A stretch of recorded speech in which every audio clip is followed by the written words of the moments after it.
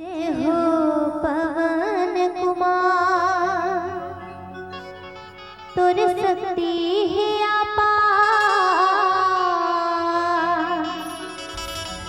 जय बजरंग बली विनती सुन ले हमार। ताली के सहयोग चाहिए मैया जम्मू झन से।